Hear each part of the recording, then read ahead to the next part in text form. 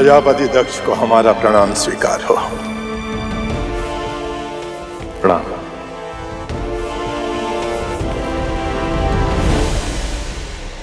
प्रणाम पितर। आयुष्मान भव, कीर्तिमान भव।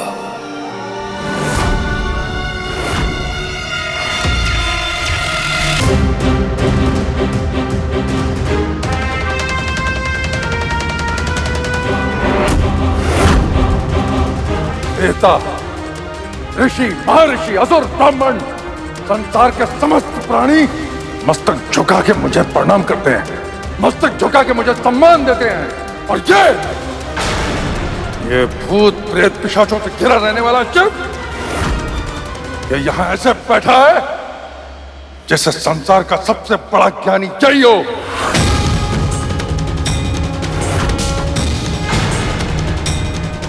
ये मुझे प्रणाम क्यों नहीं कर रहा है?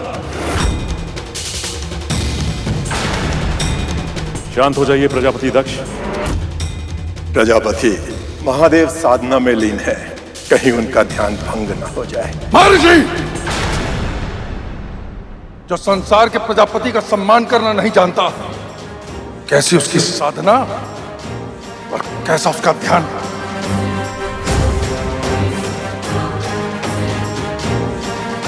शमशान में निवास करने वाला कैसी निर्लजता से मेरे सामने बैठा है, इसका केवल एक ही कारण है कि वेदों के कर्म से हीन है ये।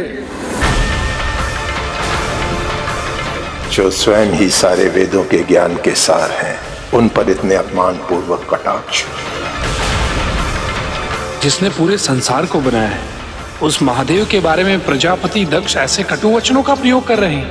अगर महादेव अपनी ध्यान मुद्रा से उठ गए तो इसका परिणाम बहुत ही भयानक होगा। ये मूर्ख प्रजापति मेरे स्वामी महादेव का इतना अपमान कर रहा है। मेरा मन तो कर रहा है कि इसी क्षण इस अहंकारी को इसके अपराध का दंड अपने हाथों से दूं। अभिमान और दुर्बुद्धि का वास है इसमें।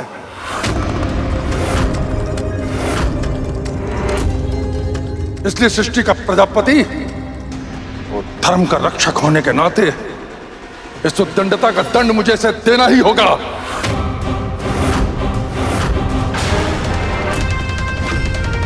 ये क्या कह रहे हो पुत्र?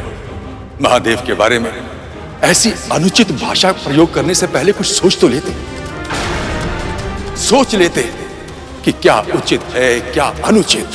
नहीं पिताजी, धर्म सभा में उद्दंडता अधर्म के समान ही है। इस भस्मधारी ने मेरा नहीं अभी तो धर्म का अपमान किया है। अब मैं अपने धर्म का पालन करूंगा। अहंकारी शिव, मैं तुझे श्राप देता हूं। आज से अनंत काल तक सभी यज्ञों से तुम्हारा बहिष्कार किया जाएगा। आज से अनंत काल तक सभी यज्ञों से तुम्हारा बहिष्कार किया जाएगा। देवताओं के साथ किसी भी यज्ञ में तुम्हें तुम्हारे भाग का अर्पण नहीं किया जाएगा। देवताओं के साथ किसी भी यज्ञ में तुम्हें तुम्हारे भाग का अर्पण नहीं किया जाएगा। तुम्हें तुम्हारे भाग का अर्पण नहीं किया जाएगा। देवों के देव महादेव को ही यज्ञ से बहिष्कार करने का श्राप। हाँ मूषक जी, क्रोध में व्यक्ति ऐसे ही त्रुटियां करते हैं। उसी तरह जैसे किसी बात से निराश होकर लोग उचित कार्यों में सम्मिलित होने से भी हिचकिचाते हैं। जैसे शास्त्री की पत्नी कथा सुनने के लिए आने में हिचकिचा रही थी, किंतु शुभ कार्यों की जो पवित्र ऊर्जा होती है वो व्यक्ति को अपनी ओर खींच ही लेती है। फिर क्या हुआ बहन?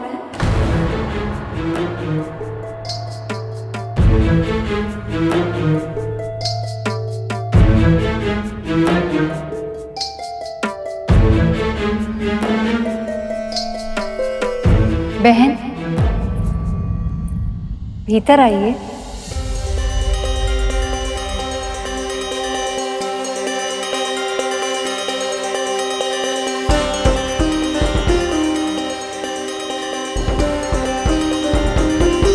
भाग्यवान, कथा सुनने आ गई। ये तो अज्ञात लोगों से मिलती ही नहीं थी।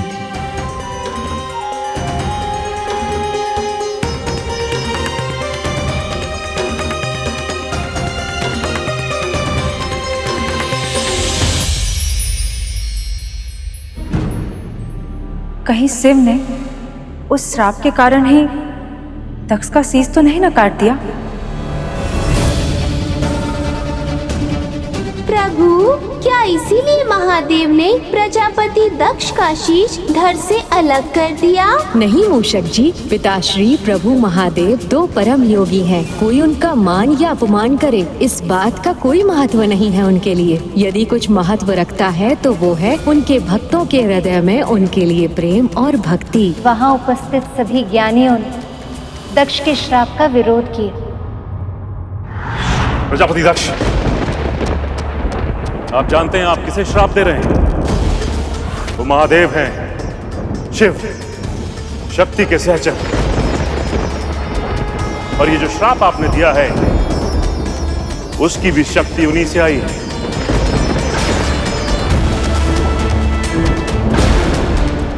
दक्ष, क्रोध अज्ञान का जनक होता है और तुमने महादेव को श्राप नहीं दिया है, अनर्थ किया है।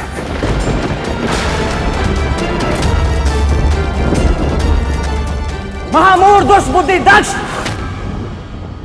जिनका स्मरण करने से सभी यज्ञ सफल हो जाते हैं, जिनका नाम लेने से सभी तीर्थ पवित्र हो जाते हैं, उन्हें उनका ही यज्ञ से बहिष्कार कर दिया।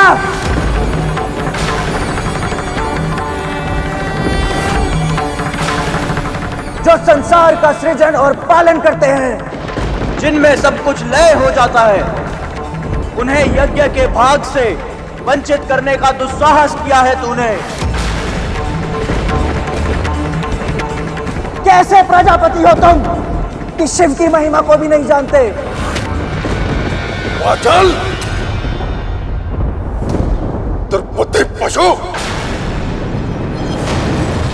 जैसे तेरा स्वामी वैसे ही तू, तुम सब असभ्य हो। आज मैं तुझे भी तेरी उद्दंडता का दंड अवश्य दूंगा। आज से तुम सब वेदों से बहिष्कृत हो जाओगे। आज से तुम सब वेदों से बहिष्कृत हो जाओगे। हड्डियों के आभूषण पहनकर सदैव मदपान में आसक्त रहोगे। ये मेरा श्राप है तुम सबको।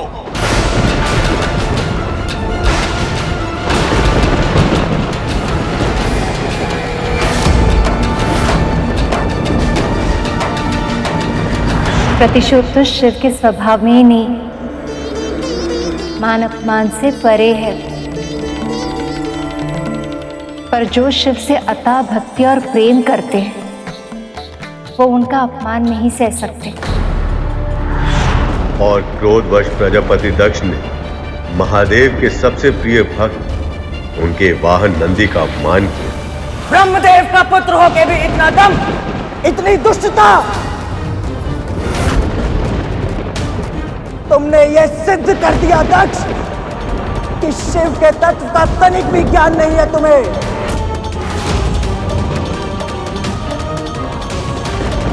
तो सुनो अहंकारी दक्ष, आज तुम्हें और जो भी इस महासभा में उपस्थित मेरे महादेव का अपमान होते देख मौन खड़े हैं, उन सभी को मैं शिव सेवक नंदी ये श्राप देता हूं कि तुम सब वेदों के तत्व ज्ञान से शून्य हो जाओगे। कि तुम सब वेदों के तत्व ज्ञान से शून्य हो जाओगे।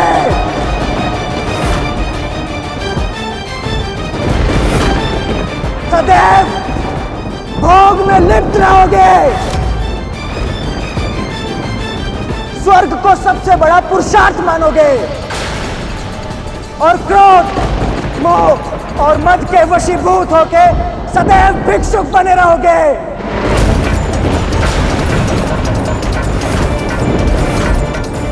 दान के लालच में अखंड फंसे रहोगे तुम सब, और दूषित दान लेने के कारण नरकगामी बनोगे।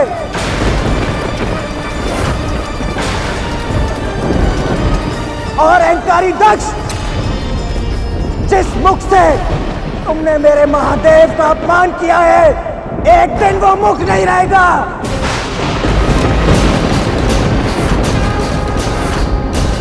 तुम्हारे धड़ पर विराजेगा बकरे का शीश। ये एक भक्त का श्राप है।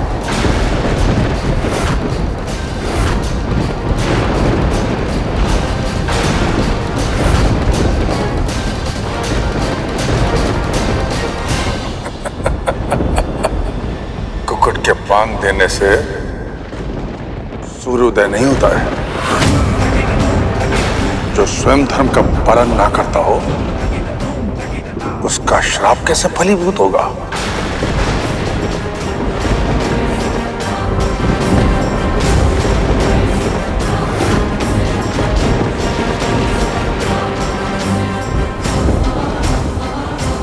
नंदी जी का पुनः अपमान? फिर तो प्रभु महादेव ने अवश्य ही प्रजापति दक्ष को दंड दिया होगा। और स्वामी भक्ति ना तो कभी देखी और ना कभी सुनी। धन्य है नंदी मां भगवती की कृपा से।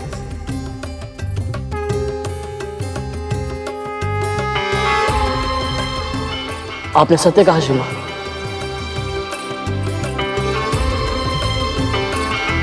मैं भी यही चाहता हूं कि मैं अपने स्वामी का ऐसा ही सेवक बन पाऊं।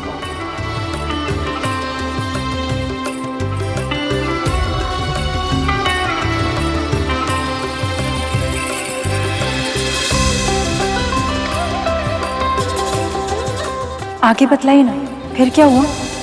नंदी के बढ़ते क्रोध से शिव के नेत्र खुल गए।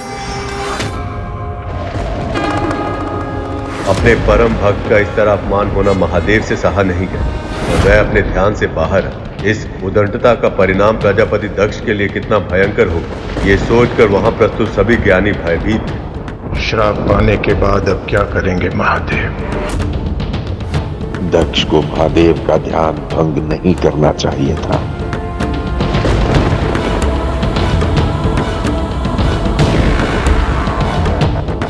न जाने अब क्या करेंगे महादेव, कहीं कुछ अनहोनी ना हो जाए।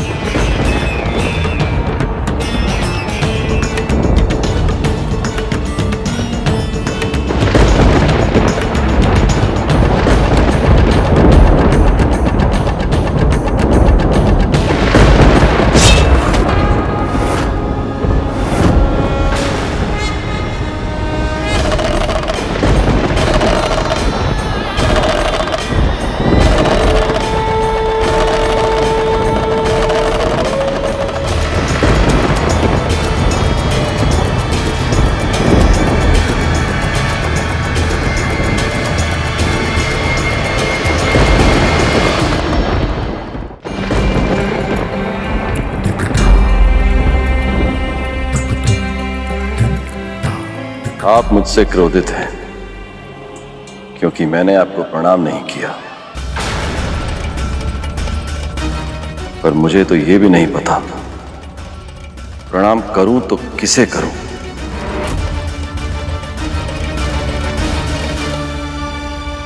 आपके इस स्वर्ण मुकुट को या इन रेशमी वस्त्रों को या आभूषण से सजी इस देह को प्रणाम करूं, या आपकी देह के भीतर बसी आत्मा को?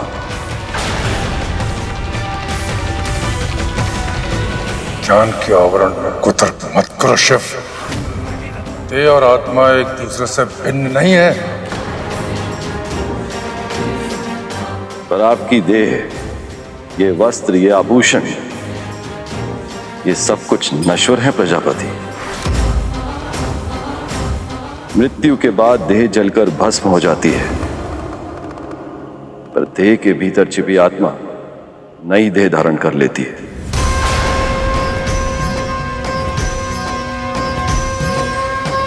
तो बताइए, किसे प्रणाम करूं मैं? ओह, देव और आत्मा की चक्रव्यूह में उलझाना चाहते हो मुझे? कुतर्क कर रहे हो मेरे साथ, किंतु मैं इसका उत्तर तर्क से दूंगा।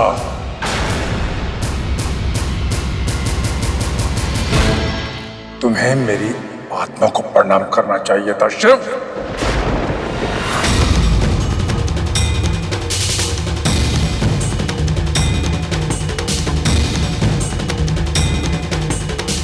पर आत्मा तो उसी परमात्मा का अंश होती है प्रजापति, जो कण कण में व्याप्त है। जो जीवात्मा आपके भीतर है वही ब्रह्मदेव के भीतर है, मेरे भीतर, और नंदी के भीतर भी है।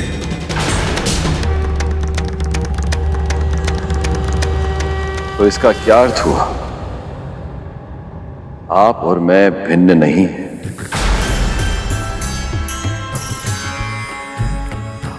आपसे ही मैं हूं और मुझसे ही आप हैं।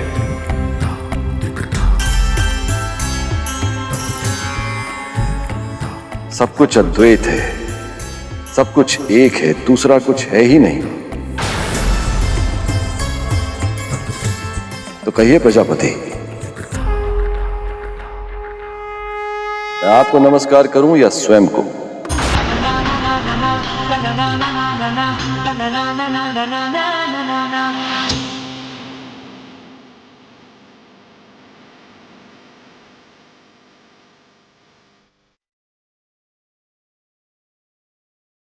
अद्भुत ज्ञान दिया है महादेव ने। इस समय प्रजापति के लिए इस ज्ञान को सुनना और समझना असंभव है।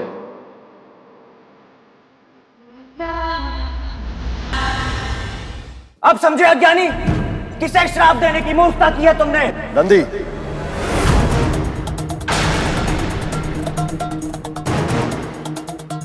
प्रजापति दक्ष को इस प्रकार संबोधित करके तुम भी वही भूल कर रहे हो जो ये कर रहे हैं। तुम भी इनमें, मुझ में, अपने आप में अंतर कर रहे हो, क्योंकि इस समय जिस रूप में हम तीनों हैं उसमें मैं तुम्हारा स्वामी हूं, तुम मेरे भक्त हो। इस देह के परे मुझ में, प्रजापति में और तुम में कोई भेद नहीं है।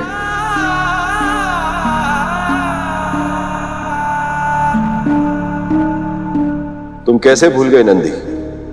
मैं ही यज्ञ हूं, मैं ही यज्ञ का कर्म हूं। यज्ञ के सभी उपकरण मैं ही हूं। यज्ञ की आत्मा में भी मैं हूं। यज्ञ परायण यजमान भी मैं ही हूं। यज्ञ से बहिष्कृत भी मैं ही हूं। तो फिर ये कौन, वो कौन, ये सब कौन?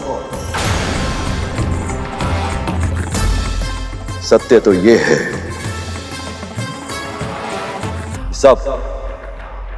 सब कुछ में मैं ही हूं।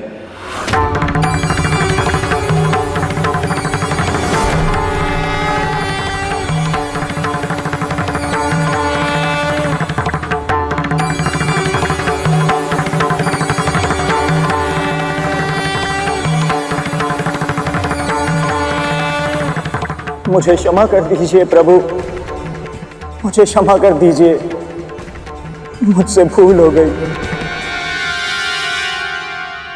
भूल का आभास मन को निर्मल करता है, पर आवेश में भूल का आभास नहीं होता। आवेश में आकर महादेव की ज्ञान पूर्वक बात प्रजापति दक्ष को कटाक्ष प्रतीत हुई और उनके मन में महादेव के प्रति अपार द्वेष वास करने लगा। इस अपमान का प्रतिशोध मैं अवश्य लूंगा तुझसे, ढोंगी अघोरी।